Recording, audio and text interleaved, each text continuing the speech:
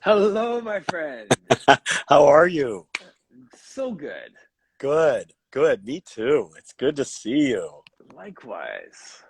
Man. Um, I actually see you every day because I follow you. So, but it's That's the beauty of social media, right? You know what I had for dinner, but we actually physically haven't talked in like yeah, forever, yeah. I'm gonna move this away a little bit, a little too close. right? Hopefully, the whole thing won't come crashing.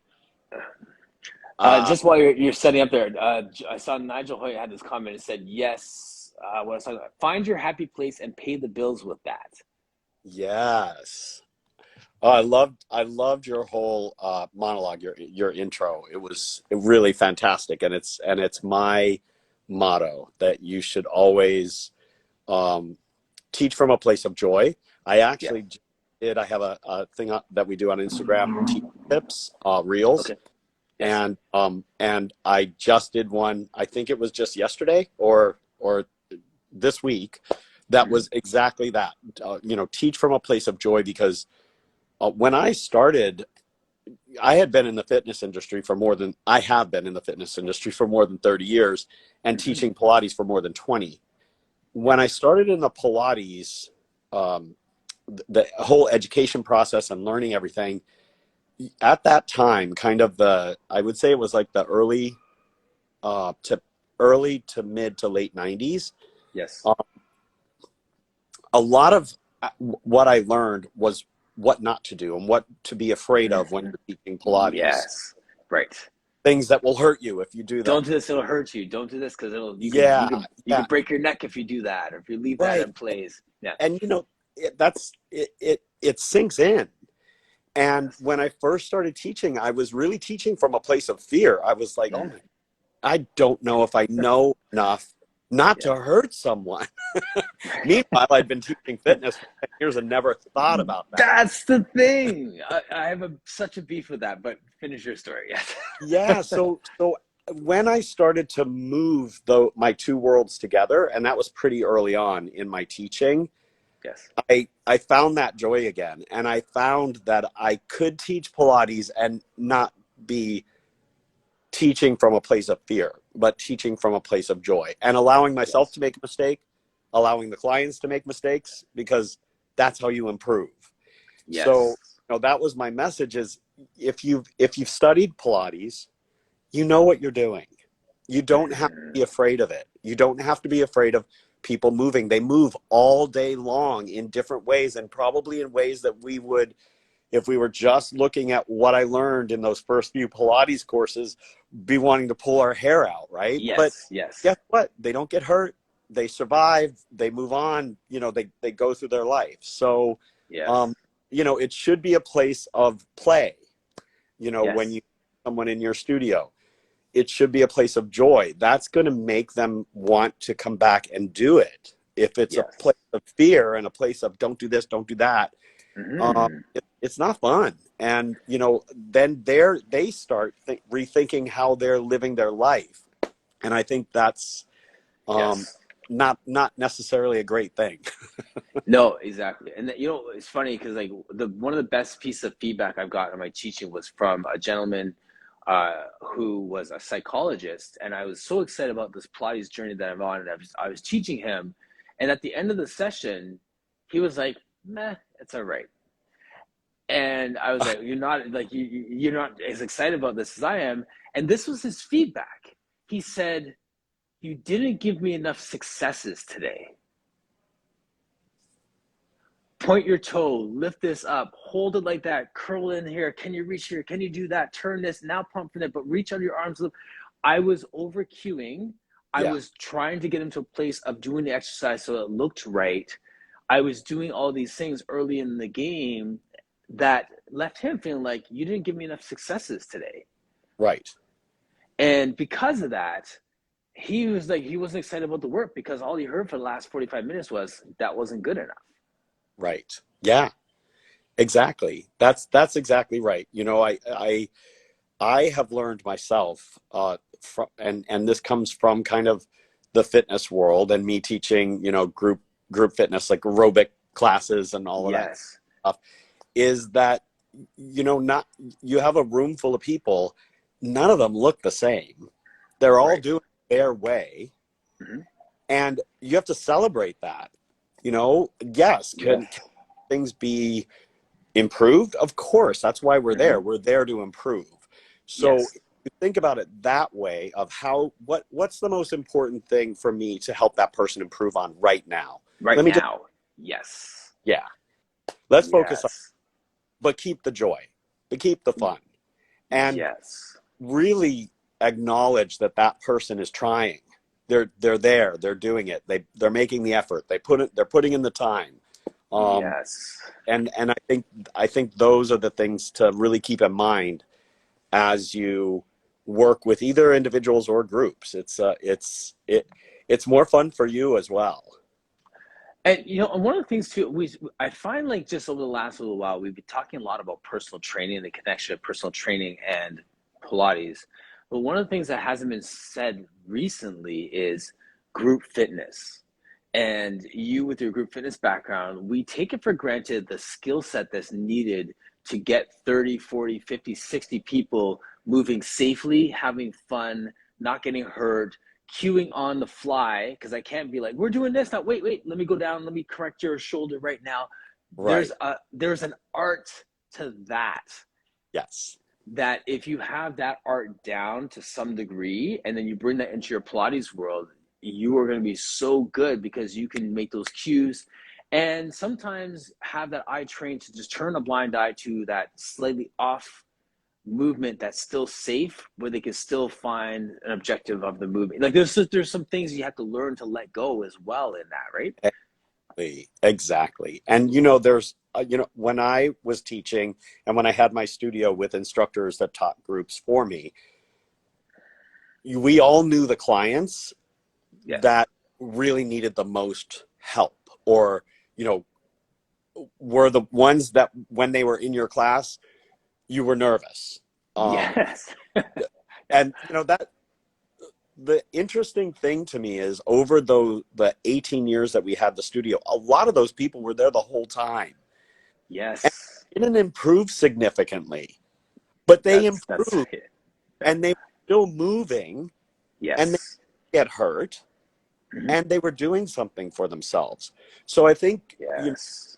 the benefit of aging, right, and the benefit of Yes. time is that if you take a good look at those things, if you look back over that, you think, oh, so just the fact that they were there and doing what they Yes. could, Yes. and me watching over them and making sure they didn't fall off the reformer, Hmm.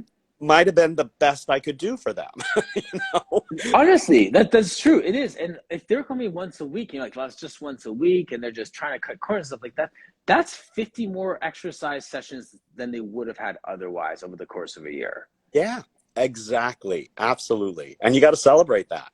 You You know, have to celebrate that. they committed, they were there in your class. They filled a spot, which is, a good thing for an instructor. As much Right. as you focus on, is your class full, or those kind of things, you want to focus on your work and stuff I get that. But at the Right. same time, you also have to realize it is a business, Yep. and that, there's a lot of tight ropes you're walking kind of at the same time. It's like, you want to fill your class, Yes. want to also focus on the work, you want to correct people, but you also want to focus on making sure everyone is getting attention, and that you're um, kind of have a little bit of your performance level Yep. right when you're teaching a class, as opposed to when you're teaching an individual client. To me, Yes. that's one of the biggest differences Mhm. between personal training and teaching a group, is that Yes. the performance aspect when you teach a Hmm. group. You're basically on stage. There's a group of people watching you, following you, listening to you, um, Yes. and you have to make sure that you have an energy, Hmm. you bring an energy that will keep them entertained, but also Yeah. engaged for that Yes. hour or however long it is, and want to come back. Well, and John, you say that, and I love seeing all of the people who are coming into the chat right now. there's times that I mean, you have this down to a science and art and all the above, because when you're doing it in front of a camera in an empty room, so to speak, and it still has that energy as if it was on a stage in front of 45 people, that's one thing which deserves applause. But when I'm on YouTube and every now and then a John Garey TV clip comes up and I'm watching it, I'm like, I kind of want to do the workout now. Like, it's one thing to pull somebody in, like you draw people in as they're walking by almost on the screen. That's like next level. You know what I mean? Like that is that it factor you guys see up on the screen. Like that's that it factor. It truly is. I mean, you have to, you know, we've been doing this. We actually are going to have our 7th anniversary of John Garey TV on June 16th. It'll be 7 years. I can't believe it. That's crazy. And when we started, there weren't a lot of Pilates instructors on YouTube. There certainly weren't a lot of, online Pilates programs No, at right. all. So, it was kind of screaming into the void and hoping that people would see us and try to find ways to tell Yeah. people you might enjoy working out from your home. You might, it might be Yes. something that you enjoy, maybe supplement what you're doing at the studio or whatever. So, Yes. what I realized though, I mean, I started that because of how much I love being in front of a camera. It is something that I truly love. And I learned that when I was with Stop Pilates and I Yes. did videos for them. And it was really the most fun thing I have ever done as an instructor. Yeah. That first video shoot that I did with an entire film crew, I felt like I was on a movie set. It was Yeah. Yeah. incredible. Um, Yes. and I fell in love with it. And so I knew that I wanted to marry my fitness, my Pilates, and my love of being in front of a camera. And so Yes. I was really lucky that I was able to put those things together and Hmm. that it ended up being something that people actually wanted.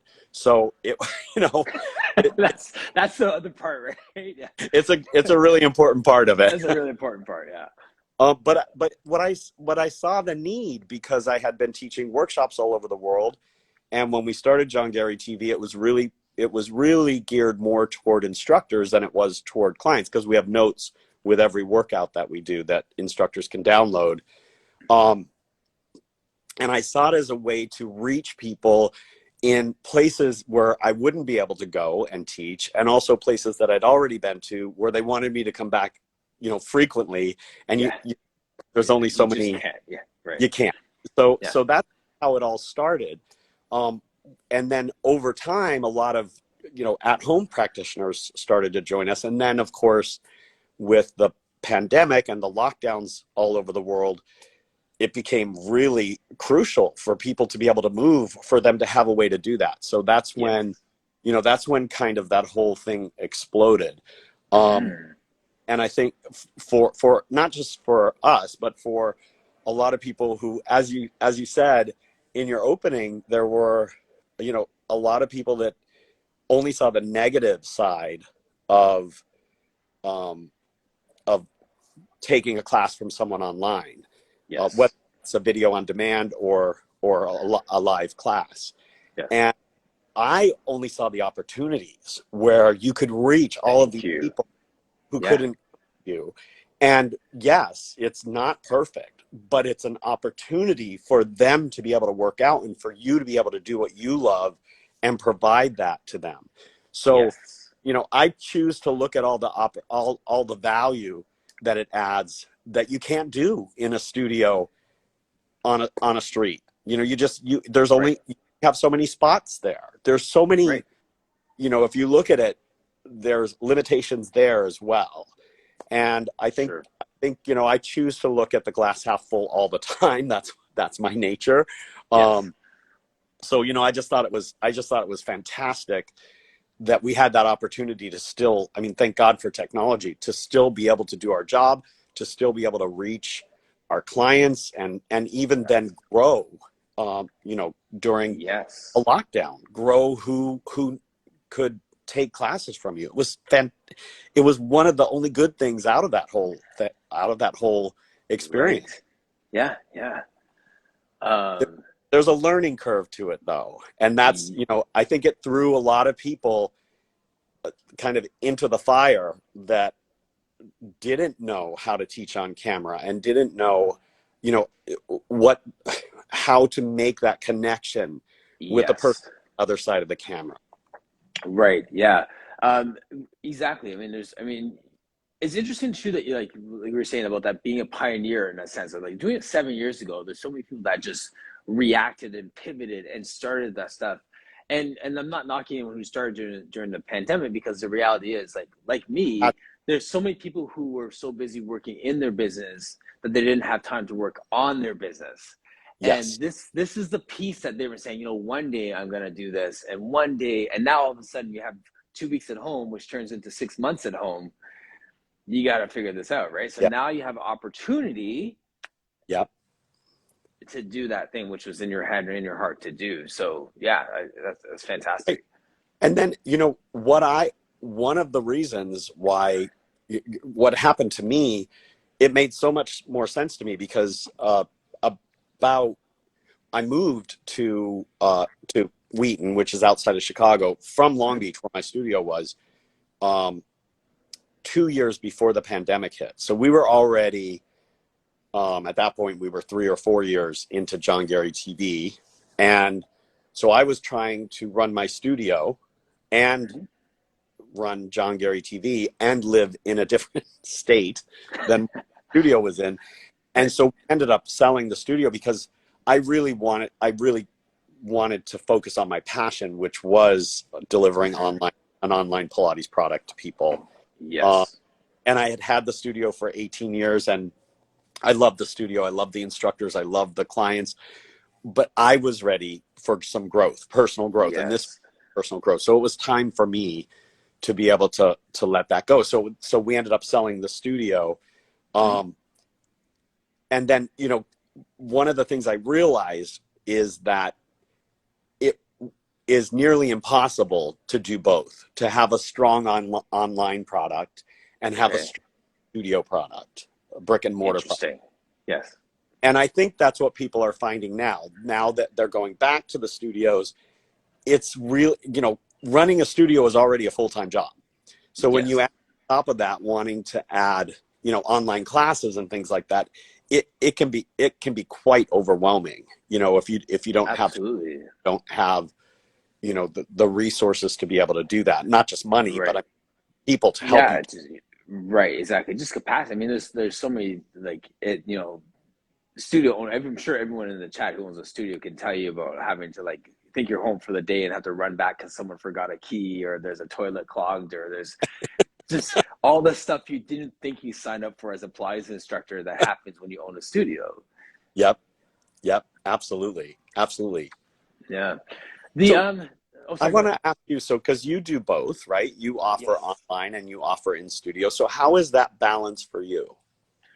Well, I had to decide to make the online part of my work almost like a lost leader, to draw people into the studio, or to as an offer as an add-on when they could do privates.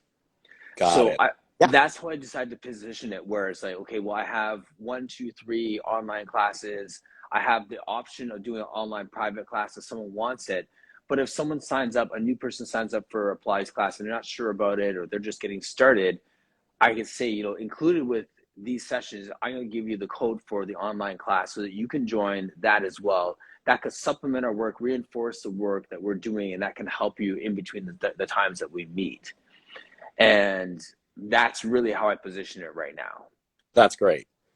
That Yeah. I think that works, right? Because then you have your kind of limited online schedule. You can also reach people who won't have access to your studio, that live, far enough Yes. they can't. So that Right. allows you to kind of open up your, what you offer to a much larger audience. Yes. And also, I mean, thanks to these conversations and what people are doing in social media, I realize I don't have to reinvent the wheel. I can refer people to you. I can refer people to Kathy's. I can put people to like flies on, like, you mean, there's so many other resources that I don't have to sing and dance for everybody. Right. You know Yeah. what I mean? Like, And that's the thing. That's what I love about the whole online experience is that, your audience now is worldwide. So, yes, so there should not be a fear of scarcity. There shouldn't be anyway. But right. especially when you're online, you can get anybody in the world. I mean, as long as they have internet access, you know, Yes, you can really train anyone in the world. So that really opens up that whole mindset of there's plenty for everyone. And a yes, product doesn't work for you, yeah, go check out Pilates Anytime or Pilatesology or the hundreds of other right. really quality Pilates online programs. I am definitely one for there is enough for everyone. And Yes. the other thing is, I don't think online is so much less expensive than in the studio Hmm. that there's I see nothing wrong with people who were typically going to the studio saying I want to work out at home, and wow, I can work out with somebody in California, and I can work out with somebody in It's a, Chicago, and I can work right. with somebody in Yeah. Australia, and I can work. So you Yeah. have it, and you have this. It kind of opens up the opportunities for you to find the teacher Hmm. that you connect the best with, or the teachers that you connect. Yes. Absolutely, absolutely. And also if you look at it from a marketing perspective, you have this funnel, right? So if it's like this low threshold entry point of a lower dollar point that funnels down to privates as the most expensive piece, you always I feel like we need to have different kind of offerings to make the work accessible, right? So I- I'll have somebody who has their corporate, you know, account, a health account that's paying, full price and doing the work and they're enjoying it. And then I have someone who is paying, next to nothing or is free right now. Or and then I have a group class on the schedule at a Right. community center. So people are exposed to it in that way. And there's people who are online who heard about something we're doing and want to try a class or this is my favorite right now, John. I have um, I have the husbands of female Pilates instructors who won't listen to their spouses who will come and take my class because it's a guy and it's not their wife telling them that they need to do Pilates. Yeah, exactly. That is so fun. I love that. I embrace that. And if you want to send your husbands to me, I'll take care of them and send them back with the Pilates body. How's that?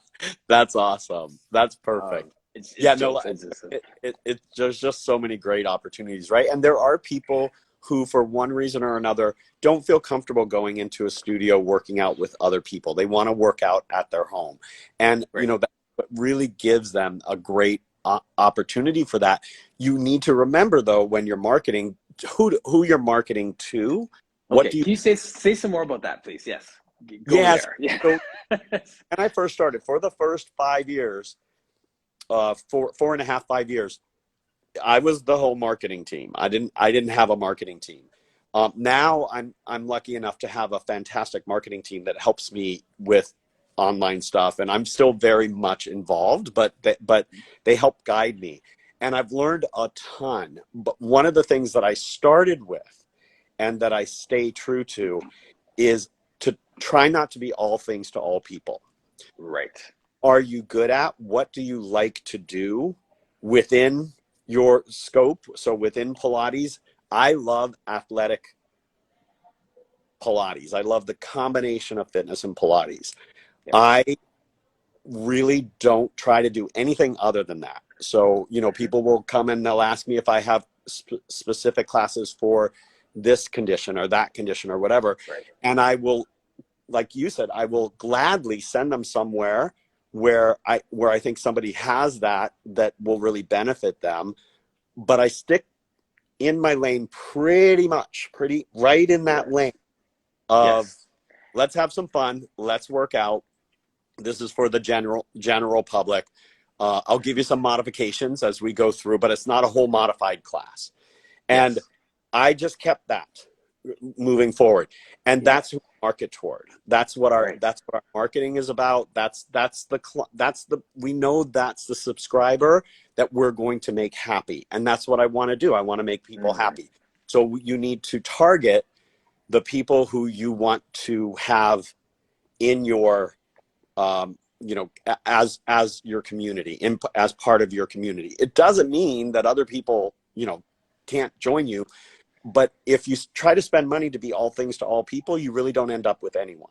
Right. When you spend money that's very focused and very targeted, and your energy as well, you do much better. Yes. And so that's kind of what I started doing, and that's kind of what we've kept doing. Yes. When I've brought other instructors on, you were talking about Tasha before, one Hmm. of my favorite people in the world. Mine She is too. so talented. That girl Yes. is so talented. She's wonderful, and she's got like this amazing heart. And when she teaches on camera, she has the it factor. It comes out. She's comfortable. She's confident. She might not be, up here all the time, but it definitely that way. We Yeah. watch workouts, and she's just a smooth roll. She's got it, and that it Hmm. doesn't matter whether she's teaching her move and groove dance class or whether she's teaching a Pilates and yoga class. Whatever it is, she comes prepared, and she just turns it on. It just turns on, and that camera is her best friend. And so Yes. that's part of having that it factor. If you're Mm. about the camera, my suggestion is put a picture of your favorite client behind that camera, or your favorite What a group great idea. Yes. that camera, and teach to them. Don't focus on the camera, focus on the people that are going to be watching through that lens. And Yes. that's what I think will help a lot of people kind of get that connection to the other side of the camera. Yes. Man, those are. I hope you're taking notes, everybody. Because now, what we were saying earlier about, like, with your athletic population and making your subscriber happy, w- were there times when you felt like maybe we should just stretch out and take care of these people too? Oh yeah. Okay, Oh and yeah. how did you reel yourself back in? Because that's so tempting to just add and then add and then add and then add. Yeah. So I know from experience, because that's what we did in our studio in Long Beach. We started out with one room that was, uh, we split it. Half of it was group, half of it was for privates, and then we added another room. So we had a room for privates and a room for group. That was perfect. We should have stopped there. Then we added another room that was for cycle. Then we added another room that was for personal training. Then we added another room.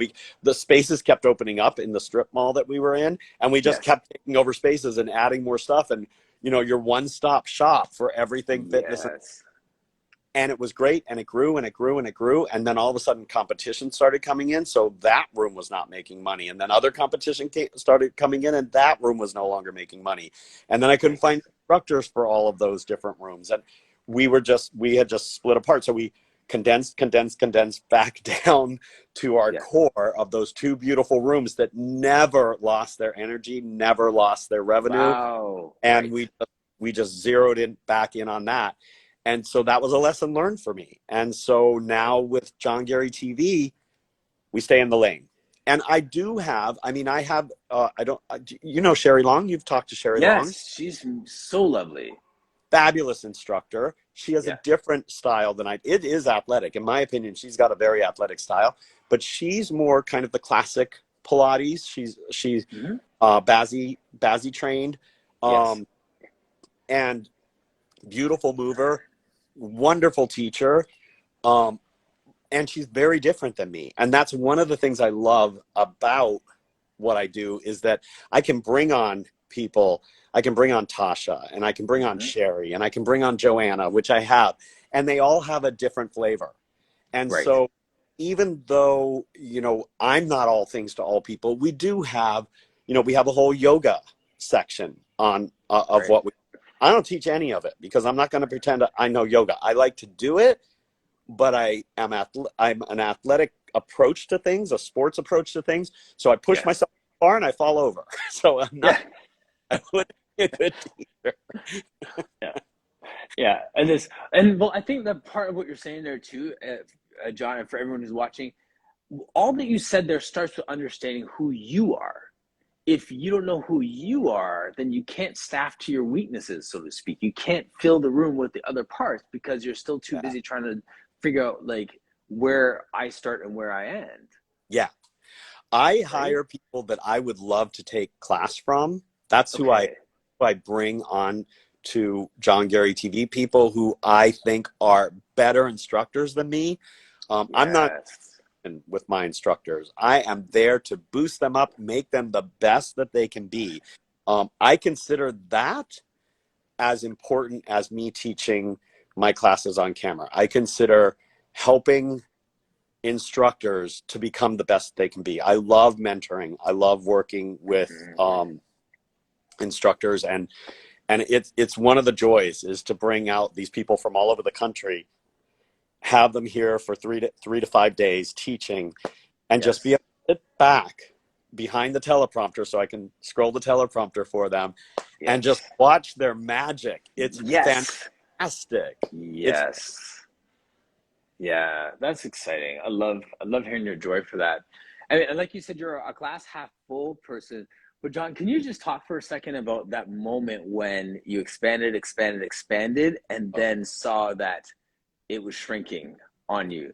Was there a sense of like, was there like a money panic there? Was there a pride in having to say like, okay, just kidding. I'm taking I'm giving the stuff back away. Like that fire sale set. Like was there anything in there where it's like a shot to like I'm not the business person I thought I was when I made all these of decisions? Yeah. all all of that.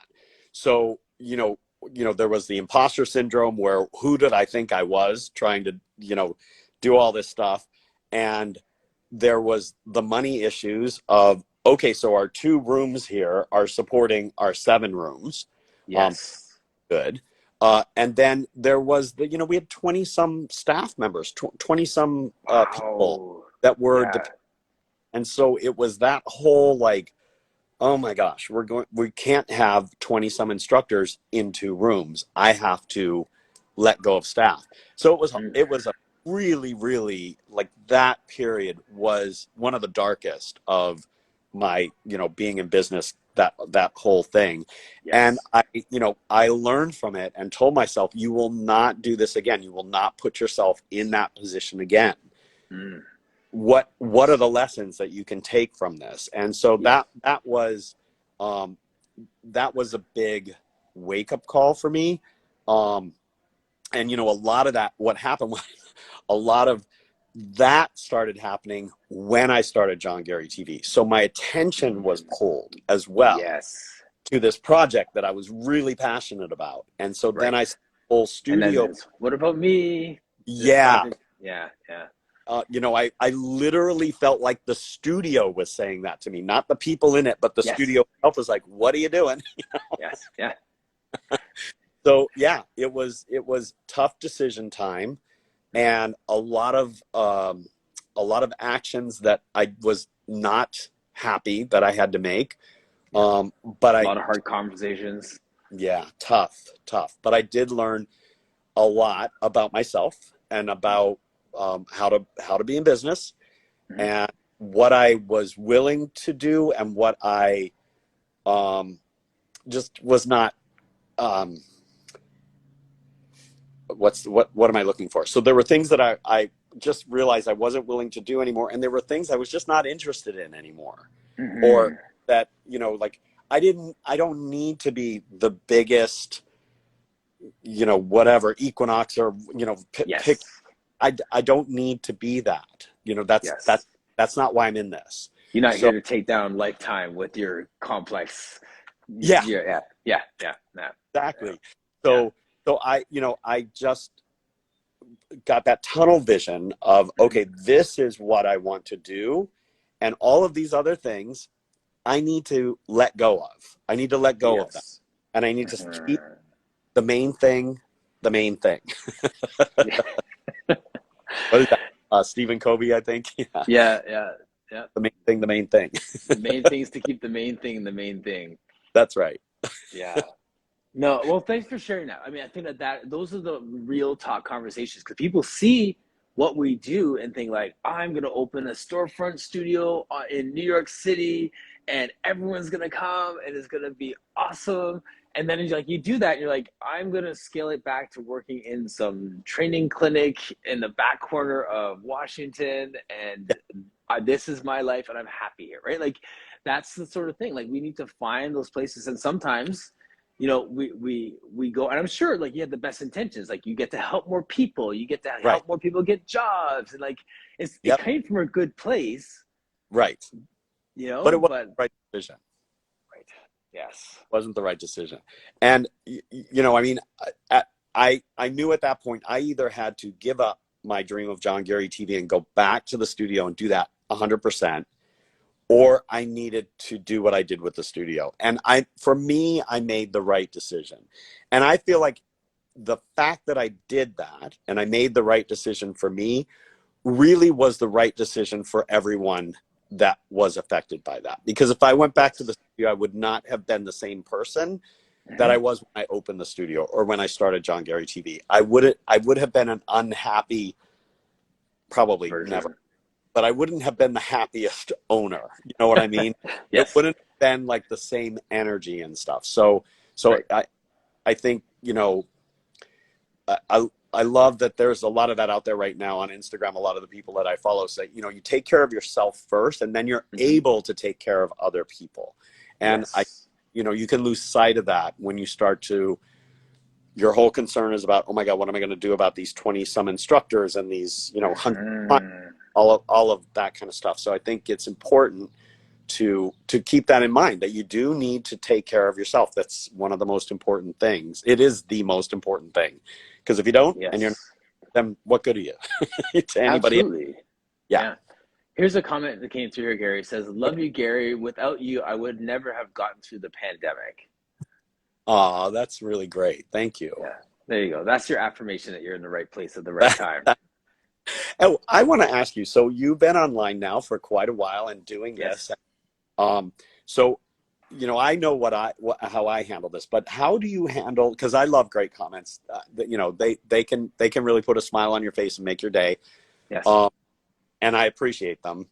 Mhm. How do you handle, or have you had to handle any of the negative kind of stuff that comes through in the Yeah. dark? Yeah, oh yeah. I've seen some of the comments come through, and it normally when those comments come through, it's from people who are mad that I didn't take their position on a situation. Ah, yes. Yeah. So they weren't offended necessarily by something I said, but it's just like how dare you not stand in this place with this situation. So I mean, so like I've seen where they put comments in there where that sort of thing. So it depends who it is. I think it's almost, I treat it the same as a real life conflict, where the first thing I pause and look at is like, where's this person coming from? Right. Um, I personally believe, this is my social work background, hurt people hurt people, Mm, that's true. right? Yeah. So you could have said something, and I may have disagreed with it, and that's fine. I could be like, okay, I disagree with that, or I can go on social media and blast you because I don't agree with it. Right. Those are two different things. Like, what made you that mad at the world that you had to tell me your unsolicited opinion on what you think about something I do? Right. Yeah. Right. So when it comes to that, I kind of just leave it. I Right. might talk to them privately and just get an understanding of what the context was and what offended them. If they don't respond to that, then I leave it.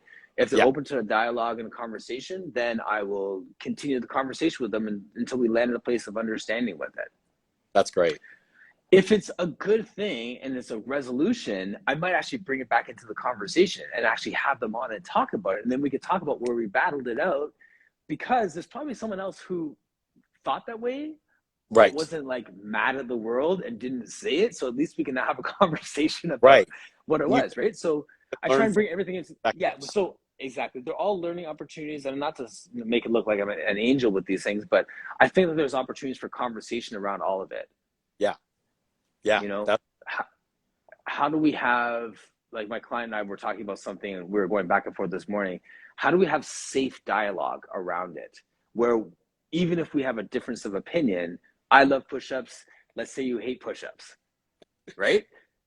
Yeah. We can have a safe dialogue about why push-ups on your knees don't count and why they do count, right?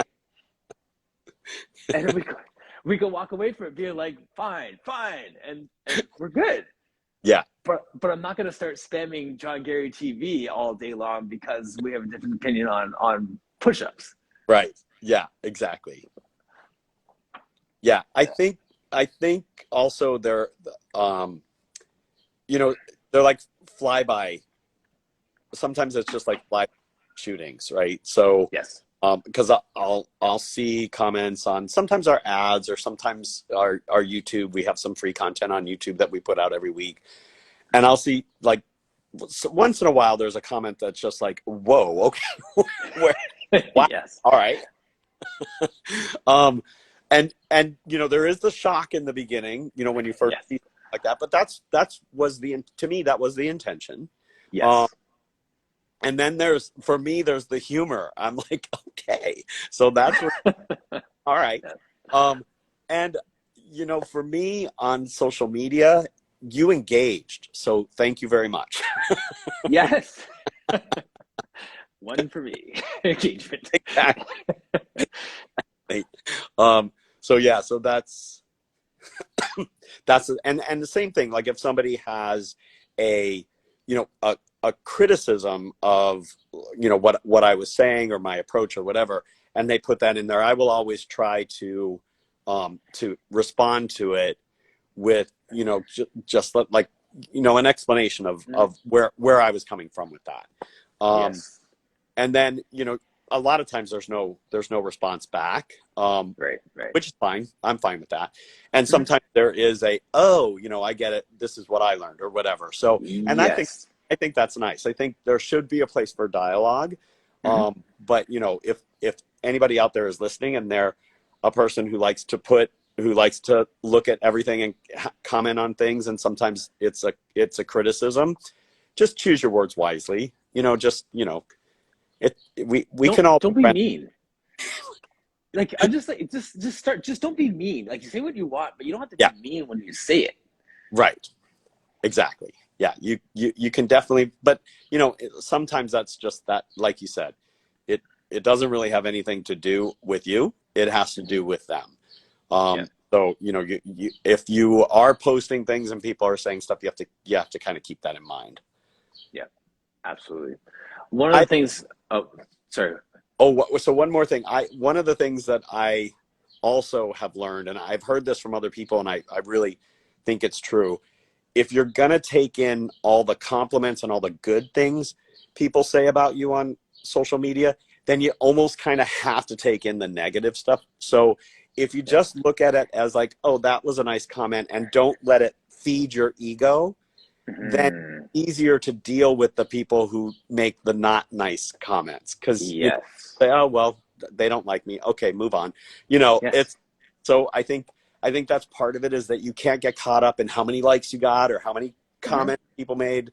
You kind of have to trust in what you're putting out there, Yes. and um, put it out there, and the people who need it or are looking for it hopefully will find it and get something out of it. Absolutely. Absolutely. One of the other strategies I've used with that too is if someone makes like some kind of mean comment or challenging comment in a general post, I'll just put like, "Hi, Sally, I just DM'd you a response," and then in the comment section say, "I just responded to you privately, so we can take it offline," so people Yeah. know that one, I saw the comment, two, I'm committed to a conversation around the comment, Yes. and that conversation around the comment doesn't have to be public. But now that you got my attention, let's talk about it. Right. Yeah. Exactly. Yeah, exactly. We don't have to have a public debate about this. We can take it private, and I think that's awesome. That's a great way to respond. It's Yeah. really a healthy way. Yeah, it takes away the bullies too, right? Like people want to Yeah. have a mob behind them sometimes. I'm like, no, Right. we'll talk over here. Like, Yeah. Yeah. Exactly. yeah, yeah, it's still controlling the situation a bit. Um, Man, there's so many things I love from our last conversation. We didn't like I threw the word push-ups in there just to just talk about that jokingly. Um, Everyone, just the last time we had this chat, we talked about both of us how we have this shared love of push-ups, and we're gonna That do a push-up throwdown one time when we finally get the chance to meet. we do. Um, Now, do you know if you're going to the PMA conference? Probably not this year. I chose to step away from a lot of like speaking opportunities and conference stuff because I'm like locally. I'm ready for city council here in Mississauga. Oh, wow. Yeah, so that's a big step and returning to my community roots. So yeah, Good so it's for you. Well, that's a really important thing, and I wish you the best of luck. They would thank be so, that would be such an incredible thing for your community to have you in that role. That would be awesome. Thank you. I believe that. I really feel like that's something that we can benefit from. Like, what we, think of what Joe Supplies did. Like, I mean, he was trying to really establish, like he said, he was a director of physical culture. That was his title, everybody. Like, he didn't call himself a Pilates instructor. Like, he was like Right. director of physical. So there's a sense of I am going to infuse movement in society. And I Yeah. think that that is really central to what they're talking about, just old aging active adults or like young people or schools. So all that's central to what I'm doing besides all the other stuff. But like I Yeah. believe that that's the core of what we do. And most importantly, someone in that role who's leading by example. Because Yes. I'm just going to be talking about it. You're a walking, living example of that lifestyle. And I think that's really awesome. Yeah. Yeah. No, thank you. Thank you. That's great. Um, John, I have to say thank you as well. Like this is everyone. This is like a last minute. Hey, do you want to join us? And he just jumped in. Like this is Tuesday's conversation, and it's Thursday, and he's here. So the fact that you are here and you brought 22 people with you like, for the conversation is awesome. I always enjoy talking with you about just life and leadership and business and just thanks for just sharing just real talk around the struggles with this. There's joys, but there's also Yeah. some tough moments, and you've navigated them well. Well, absolutely. And, that's the benefit of I'm sitting on my studio set right now. And, we normally film at 9. And I was like, well, we'll start filming at 10 today. And I'm going to jump in there and talk to Martin. So, Wow, yeah. thank you. So it's great. Yeah, I mean, that's one of the great things about being your own boss, right? yeah. There you go.